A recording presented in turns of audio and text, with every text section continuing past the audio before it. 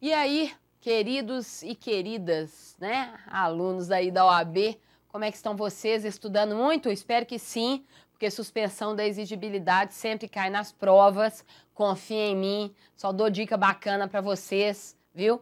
Então, a gente está analisando o artigo 151 do Código Tributário, as hipóteses de suspensão da exigibilidade do crédito tributário, ok? Suspensão da exigibilidade do crédito. Então, ou seja, aquelas situações perante as quais o crédito não pode ser exigido, o crédito não pode ser cobrado.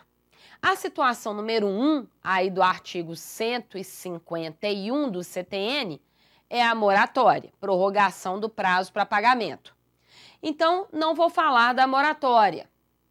Agora eu vou falar com vocês, já falamos da moratória. Agora nós vamos conversar, por isso eu coloquei número 2 aqui, sobre o depósito do montante integral, tá? Não tem um artigo dentro do código para regular, detalhar esse depósito do montante integral, não é?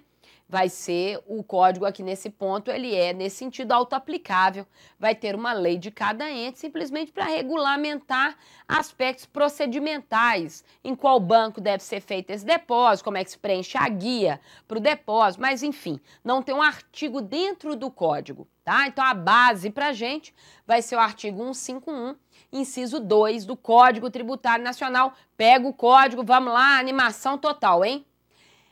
O depósito do montante integral, ele vai suspender a exigibilidade do crédito, porque pensa bem, se o sujeito passivo, ele faz o depósito do montante, isto é bom para ele, porque vai suspender a exigibilidade do crédito. Então, perante essa situação, o fisco não vai poder propor o quê? A ação de cobrança, a ação de execução fiscal. Também é bom para a fazenda pública. O Luciana, bom para a fazenda? Claro, porque na medida em que há um depósito do montante integral, caso a fazenda pública vença, ela vai ficar com o depósito. Ou seja, aquele depósito se converte em renda para a fazenda e assim o depósito é uma garantia que o fisco tem de receber o crédito tributário caso a fazenda seja vencedora na ação. Então, o depósito do montante integral é uma causa de suspensão da exigibilidade.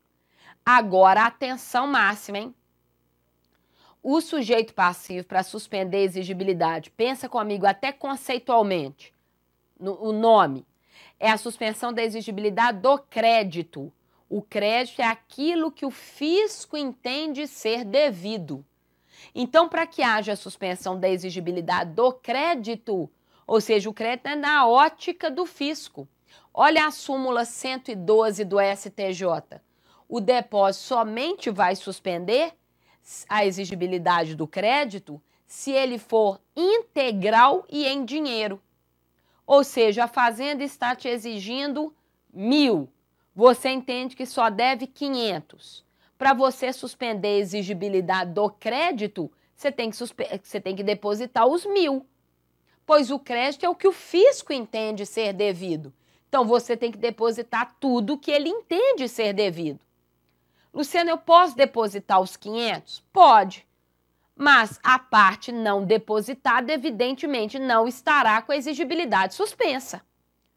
Então, para você suspender a exigibilidade de todo o crédito tributário, raciocina comigo. Você tem que depositar tudo que o fisco entende ser devido. Então, por isso é que o STJ diz com razão que o depósito tem que ser integral. E é o depósito do montante. Então, ou seja, tem que ser em dinheiro. Ah, Luciana, mas eu não tenho dinheiro. Posso oferecer um bem, um outro bem, um apartamento, um carro, pedra preciosa? Aqui não. Porque você poderia até oferecer esses bens se já houvesse uma execução fiscal e você tivesse a necessidade, então, de nomear bens à penhora para poder embargar o processo de execução. Lei 6.830/80. Aqui nós não estamos falando de um processo de execução. Nós estamos falando de uma atitude sua, digamos, uma iniciativa do devedor para suspender a exigibilidade. Então, ele vai ter que fazer o depósito integral e em dinheiro. O depósito, ele impede, olha que interessante, os efeitos da mora. Por quê? Porque raciocina tudo que a gente vem conversando aqui até agora. Se o depósito ele é integral, integral do que o fisco está lhe exigindo, e em dinheiro, a partir do momento em que você faz o depósito, é como se você tivesse deixado de estar em mora com o fisco. Porque a partir do momento em que você faz o depósito fica à disposição da autoridade julgadora. Qual autoridade julgadora? Administrativa, se o depósito for administrativo, ou autoridade judicial, se o depósito for judicial. Então, o sujeito passivo não pode mais, no curso do processo, levantar o depósito. Ah, me arrependi, quero meu dinheiro de volta. Não pode. E nem a Fazenda Pública pode levantar no curso do processo, somente se ela ganhar ao final do processo. Então, na medida em que você faz o depósito, é como se já fosse uma garantia para a Fazenda caso ela vença. Concordam? Tranquilo, né? Então, a partir da data do depósito, estão suspensos os efeitos da mora, ou seja, não irão mais incidir penalidade a partir da data do depósito, juros de mora, e aquele montante que foi depositado será corrigido, mas será corrigido pela instituição financeira onde foi feito o depósito, ok? O depósito, gente, atenção, impede os efeitos da mora. Eu coloquei juros, multa e correção. Correção a cargo do sujeito passivo. Não é ele quem é obrigado a corrigir.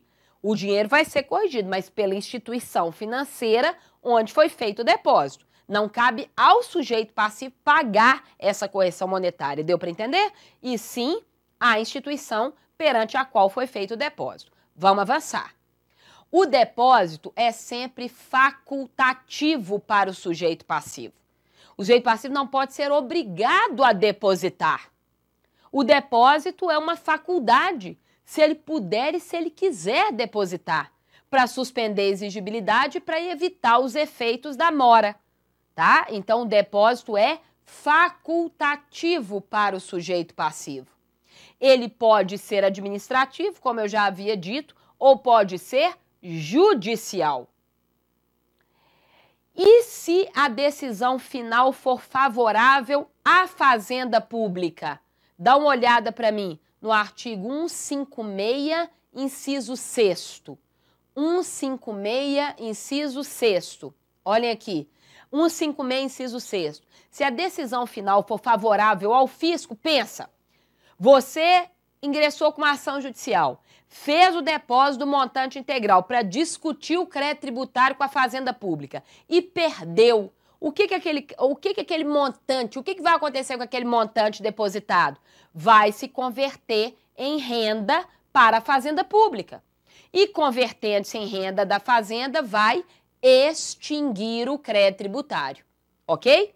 Agora, se você ganhar, o sujeito passivo depositou e ele ganhou, o que vai ocorrer? Ele vai levantar o depósito, ele vai pegar o dinheiro de volta, ok? Ele vai levantar o depósito, tudo bem? Vamos avançando, mais uma causa de suspensão da exigibilidade, né? Eu coloquei aqui número 3, que é justamente o artigo 151, inciso 3º do Código, que são as reclamações e os recursos administrativos. Nós sabemos que o direito ao recurso administrativo é um direito fundamental, previsão no artigo 5º da Constituição Federal, né? Uma garantia para os litigantes em processo judicial ou processo administrativo. Nós estamos aqui falando do processo administrativo. Agora, é uma garantia constitucional, o Código diz que enquanto você recorreu, ou o próprio fisco recorreu, porque vejam, pelo artigo 145 do Código, quem é que tem legitimidade para recorrer? O sujeito passivo, se ele quer contestar, se ele quer contestar, né? Enfim, se ele não concorda com o crédito tributário que está sendo dele exigido, ou a própria Fazenda também pode recorrer de ofício ou nas situações descritas na lei para rever os seus atos, o poder de quê? De revisão dos seus atos administrativos. Então, a legitimidade pelo artigo 145 é do sujeito passivo, mas é também do fisco. Enquanto estiver acontecendo esse processo administrativo, essa discussão quanto à existência do crédito tributário, quanto ao seu valor, quem é o sujeito passivo, a Fazenda não pode exigir o crédito. O crédito fica com a exigibilidade o quê? Suspensa. Claro que se ao final do processo administrativo o sujeito passivo ganhar, artigo 156, inciso 9º, o sujeito passivo ganhou, extingue o crédito tributário. A Fazenda concordou com seus argumentos. Agora, se a Fazenda ganhar ao final do processo administrativo, ou o sujeito passivo não recorreu, ou recorreu e perdeu, ou a Fazenda recorreu de ofício e manteve o lançamento, enfim, a Fazenda ganhou. Ela entende que há crédito tributário. Ora, aí vai começar o prazo para a cobrança do crédito. Acabou a fase administrativa e o fisco, então, vai ter um prazo, que nós vamos chamar de prazo de prescrição, para cobrar, para exigir judicialmente o crédito tributário, ok? Fechando, venham comigo aqui sobre aquela questão do depósito, que o depósito é uma faculdade para o sujeito passivo. Guardem para mim, por favor, duas súmulas importantíssimas. Súmula 373 do STJ e a súmula vinculante 21 do Supremo. Súmula vinculante 21 do Supremo e súmula 373 do STJ. As duas, em síntese, vão dizer o quê? Da inconstitucionalidade da exigência de depósito para que o sujeito passivo possa questionar o crédito tributário como uma condição de admissibilidade do recurso administrativo, ok? Então, atenção, súmula vinculante 21, súmula 373 do STJ, o depósito é uma faculdade para o sujeito passivo. Vamos à questão. José dos Anjos ajuizou uma ação anulatória de débito fiscal após realizar o depósito do montante integral do crédito, que busca anulação. Então, ele ajuizou uma ação anulatória e realizou o depósito do montante integral. Nesse sentido, julgue o item a seguir. Separei um item aí deste exame da OAB para a gente poder analisar. O depósito prévio do montante integral produz os efeitos de impedir a propositura da execução fiscal da ação de cobrança, bem como evita a afluência dos juros de mora e a imposição da penalidade. E aí, o que vocês me dizem? Item o quê? Correto. Maravilha, não é? Exatamente isso. Por quê? Porque o depósito, ele impede a cobrança por parte do fisco e ele impede os efeitos da mora. Lembrando que o depósito é sempre uma faculdade, súmula vinculante número 21. Um grande abraço, ótimos estudos, até breve. Tchau.